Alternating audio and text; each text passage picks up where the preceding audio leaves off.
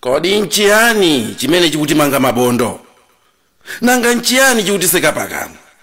Nchifukwa chani sitikupemphera.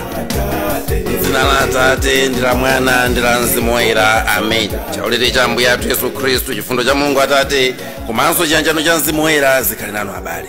Pano ndi pa Word Made Flesh, pamene timautenga moyo wathu ndi kuyika pamaso pa Mulungu. Mulungu aunikire ndipo atithandize ife kukhala chithunzithunzi chenicheni cha Mulungu.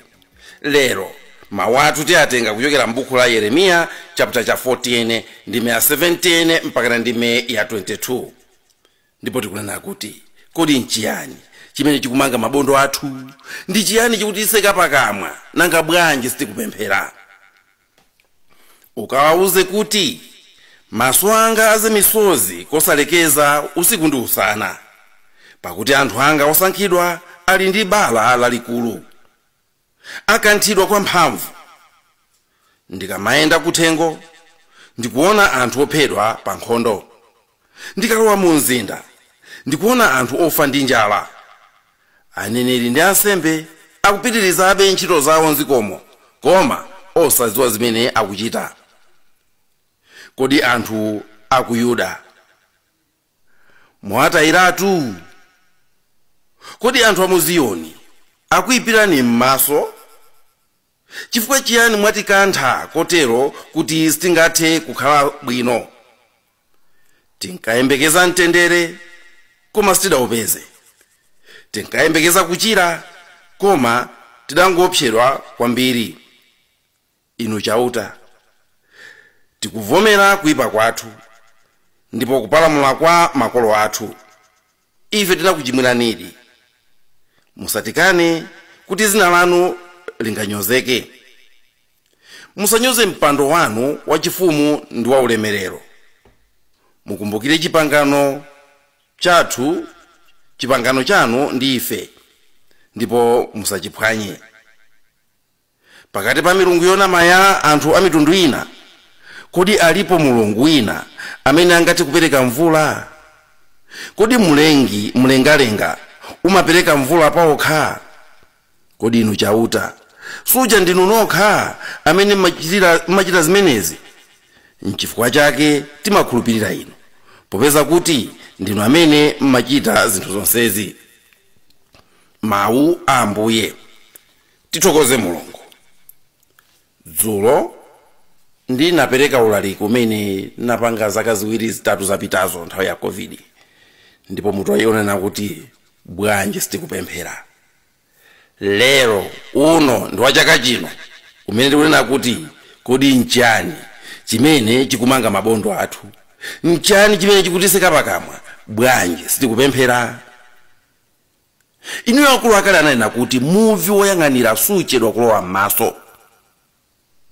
Chinthu chimodzi chimene timayenera kumuyamika nacho Mulungu m'moyo mwathu ife ngati anthu nchakuti atamulenga munthu sadaseke thambo lakumwamba ndi kumusekera panja ayi, koma Mulungu mwa Yesu Khristu adasekulira thambo kuti paliponse pamene ife tingabanike tithe kumufikira. Luka 3:21 akunena kuti pamene iye ankapemphera kuthambo kudaseguka ndipo Mzimu Woyera adasika pa iye kuoneka ndi thupi langati la nkhunda. Kuzera mawu amene tawerenga aja, komanso kuzera mawu awa, ndafuna inu ndi ine tikumbusane za kufunika kwa pemphero m'moyo wa dziko. Kufunika kwa pemphero ngati chida cha mphamvu chimene Mulungu adatipasa. Inu ndi ine tikuona mmene zinthu zikuchitikira m'dziko lathu sizachilendo, dziko lathu lokondedwa la Malawi. Musaphinye maso, musayang'ane kumbali, izi si nkhani za ndale zazipani ayi. Inuyo mwalisata dziko lathu zaka zonsezi, ndipo mwaona kuyipa kwa munthu. Mukuona mmene zilili, ndipo zikhadabo za Satana sizobisikanso kwa aliyense amene ali ndi maso a umunthu. Atsogoleri a mabungwe mulimo muno mukuona, atsogoleri a ndale mulimo muno mukuona, atsogoleri a mipingo mulimo muno mukuona, amalawi eni ake mulimo muno mukuona. Aliyense okonda dziko lake padakali pano anayenera kumva chisoni ndi dziko lathu. aliyense anayenera kumva chisoni ndi dziko lathu. Inu mukutha kuona mmene anthu alowera khalidwe lomangotukwanizana. Ma Facebook, ma WhatsApp aliyense akutukwana. Mukutha kuona mmene anthu salemekezeranso kuti ati apa pali mtsogoleri. Mukutha kuona mmene anthu alekera kulemekeza moyo wa munthu. Mukutha kuona kuti ngakhale nkhanza zimene anthu akuchitira amayi, nkhanza zimene anthu akuchitira ana zikuchulukira. Kodi abale anzanga, mukumata kukhala pansi ndi kulingalira za tsogolo la dziko lathuli? Kodi olwatakhala kuti tasintha atsogoleri, zinyasi zimene mkwiyo wathu ukunkana utolera njirazi zizalisiya dziko lathuli lipotani? Zonsezi zikazatha, utsogoleri uzasala uli ndi ulemu ngati? Zonsezi zikazatha, umunthu uzakhala uli ndi zipyera zingati? Zonsezi zikamazatha, umayi uzakhala utavulidwa bwanji?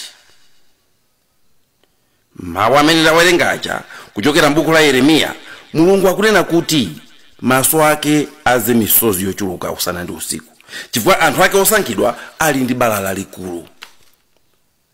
Akuti akamayenda paliponse nkhani zake nzoyipa ndi zomvetsa chisoni, koma chikhalirecho ansembe alimomo, aneneri alimomo, ntchito zawo akupitirizabe, koma sadziwa chimene akupanga. Anthu tsopano mawu amene aja akukweza pemphero lawo kwa Mulungu ndi kumfunsa kuti Ambuye, kodi mwatitayiratu? Kodi takuyipirani m'maso? Zonse zimene tinkayembekeza si zimene zikuchitika. Anthu awawa ayitanizana ndipo akupereka pemphero lakulapa, pemphero lopepesera Mulungu. Ndiye ndikuti ndikayang'ana, ineyo ndikuziwa anthu tikupemphera m'machalichi mwathu, ndikuziwa anthu tikupemphera m'manyumba mwathu, koma sindikumva pemphero lotisonkhanitsa tonsefe ngati mtundu wa Malawi. Nchifukwa chake ndikubwera ndi funso: kodi chimene chikutimanga Mabondo kuti tingwadire Mulungu nchiyani? Kodi chimene chikutiseka pakamwa ngati mtundu wa anthu ndi chiyani? Bwanji sitikupemphera? Inu mukuziwa ndipo inenso ndikuziwa kuti kuli pemphero lopanga pawekha, kuli pemphero lopanga nyumba mwako ndi banja lako, kuli pemphero lopanga kuchalichi kwanu. Koma apa ndikupanga pemphero, ndikunena za pemphero la fuko la anthu. Monga mmene Aisraeli ngati fuko amatutirana ndi kukapereka pemphero. Chonsecho ifeyo timanena kuti ndife dziko loopa Mulungu, dziko loziwa kuti Mulungu aliko, dziko loziwa kuti nkhondo zina sizathupi lokha, sizamasana zokha, siza anthu okha ayi.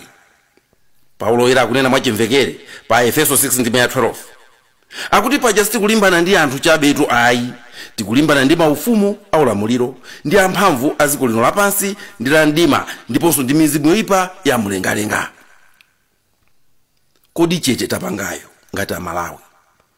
Tikufuna kunena kuti tikukhutira ndi zomwe tikupanga pa zochitika m'dziko muno? Kodi chete ameneyo tifuna tinene kuti mavuto athu tangoyisira mphepo kuti mwamwayi zizatha zokha? Komatu Mulungu atalenga dziko adazitenga zonse ndikuzisiya m'manja mwa munthu. Sanafune kuti china chake chikhale chosalondoledwa kapena kuyang'aniridwa ndi munthu. Genesis 1:26. Mukawerenga Efeso 1:22 akunena kuti Mulungu adagonjetsa zonse kuti zikhale pansi pa mapazi a Khristu, ndipo adankhazika pamwamba pa zonse. Yesu anabwera ngati munthu, ndipo mazationesa kuti kuli ngati ifeyo anthu Mulungu akuyembekeza kuti tizitani dziko lino lapansi, tizitenga udindo. Yesu amene anabwera kuzatukula umunthu wathu afuna kuti chilichonse cha moyo wathu ifeyo titengepo udindo. Abale anzanga, mu Chikhristu sitiziya zinthu to chance, timazisiya m'manja mwa Mulungu. chilichonse chikuyenera kukhala m'manja mwa munthu, m'manja mwa wina wake. Palibe chongochilekerera kumphepo kuti ichiyendese kuti akagwerecho konkomweko. Zonse zinasiyidwa m'manja mwa Yesu, zonse zinasiyidwa m'manja mwa munthu. Why not go to him? Ngati mukuona kuti kuyankhula mwayankhula, ngati mukuona kuti kulalata mwalalata, ngati mukuona kuti kugenda mwagenda, ngati mukuona kuti kulemba makalata mwalemba, koma palibe chikusintha,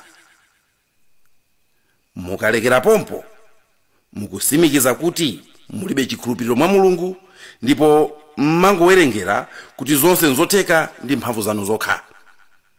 Koma kumbukirani chenjezo la Paulo kuti kuli adani ena amene saoneka ndi maso.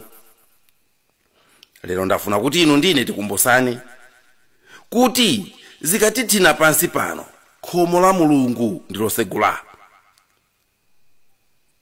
Zikathina pansi pano, thambo la Mulungu ndilosegula. Akatolika anzanga pamisa timatchula kuti Mulungu wa magulu ankhondo akumwamba. Ameneyo ali ndi mphamvu zomenya nkhondo zimene inu ndine zingangotivulaza.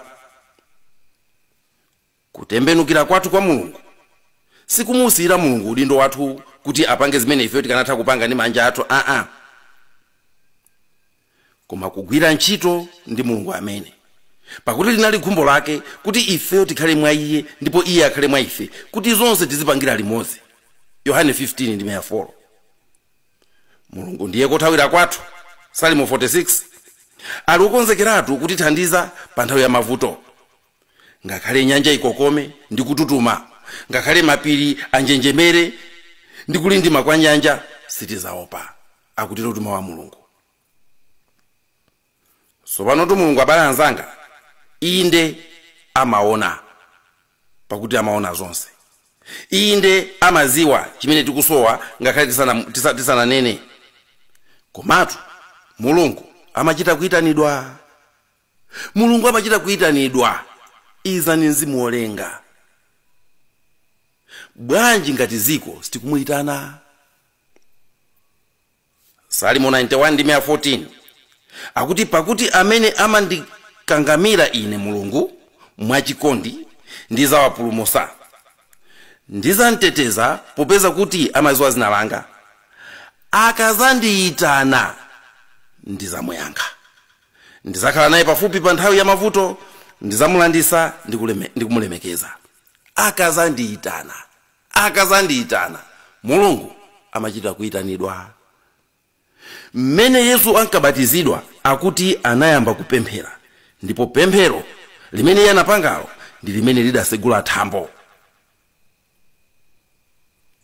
Tisataye chikhristu chathu pakuzisandutsa anthu ongotukwana chifukwa cha kukhumudwa. Tili ndi key otha kusegula thambo lakumwamba, ndiye pemphero. Tili ndi key lotha kusegula thambo lakumwamba, ndiye pemphero.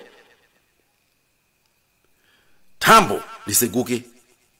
Salimo 144:5 akuti ng'ambani thambo inu chauta ndi kusikira pansi, khuzani mapiri kuti afuke nthuzi.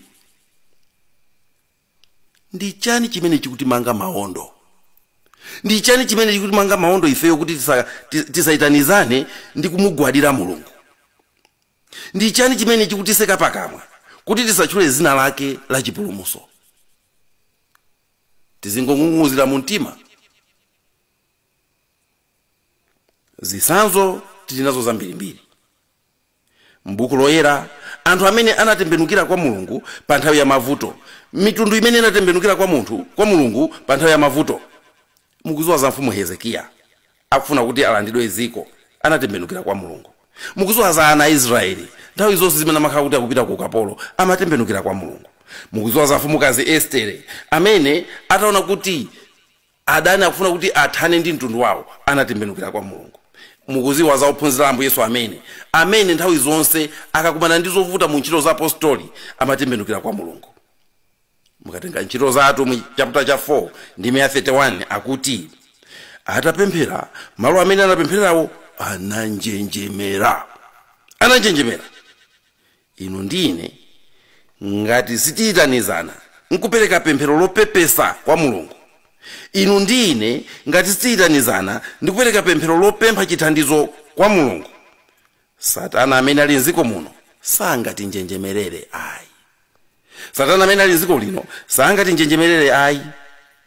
Mawu athu simaona kuti anganjenjemeresensoyi, takambakamba talembalemba sanga njenjemere nafe, koma tili ndi chida chimodzi chimene mpaka na pano ndikuchonderani kuti abale tatiye tikantuluse bazukayi,